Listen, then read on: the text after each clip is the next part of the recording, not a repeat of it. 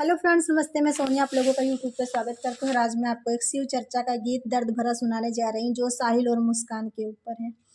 ऐसन सुंदर पियवा काटी काट ड्राम में भरली हो, ए शिव गुरु ड्राम में भरली हो, ए शिव गुरु जानवर जैसे लई कैरवा वै घूमे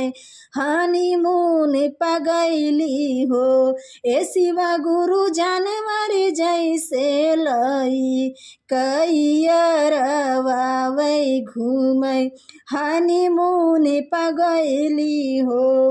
नारी जात के नमवा करली बदनमवानु हो, ए शिव गुरु बदनमवानु हो, ए शिव गुरु यरवा खातिर पियावा के अपने वै जनवा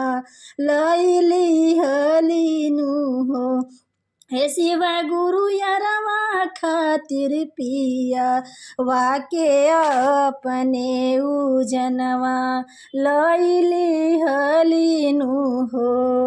बड़ा प्यारी करत रहले पत्नी से अपने हो, ए शिव गुरु पत्नी से अपने हो, ए शिव गुरु आइल रहले जन्म दिन मनावे अपने फूल जैसे बिटिया के हो, ए शिव गुरु आइल रहले जन्म दिन मनावे अपने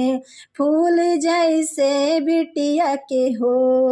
नहीं जानत रहले ऐसन होई उनके साथवा हो, ए शिव गुरु होई उनके साथवा हो, ए शिव गुरु यरवा खातिर खाना वामे जहर दई के ऊनी का सुताई दिहली हो, ए शिव गुरु यरवा खातिर जना ए शिव गुरु यरवा खातिर खाना वामे जहर दई के ऊन के सुताई दिहली हो। छुरिया चलाई लिए अपने पिया के मरली अपने पिया के, ए शिव गुरु मरली पिया के, ए शिव गुरु अपने हाथे मांगी या उजाड़ यरवा साथे वही तो घूमे गईली हो, ए शिव गुरु अपने हाथे मांगी या उजाड़ यरवा साथे वही तो घूमे गईली हो। बड़ा खुश रहले अपने पियावा के मारी हो, ए शिव गुरु पियावा के मारी हो, ए शिव गुरु लागल ऐसन जिंदगी या में आ गिया वैयरवा संगे जेल मरही हो,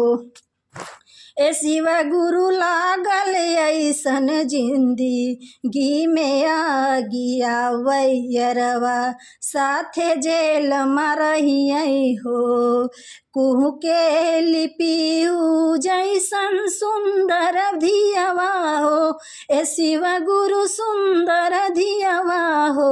ए शिव गुरु नाही मिलल पाके प्यार नाही माई के दुलार नु हो, ए शिव गुरु नाही मिलल पाके प्यार नाही माई के दुलार नु हो।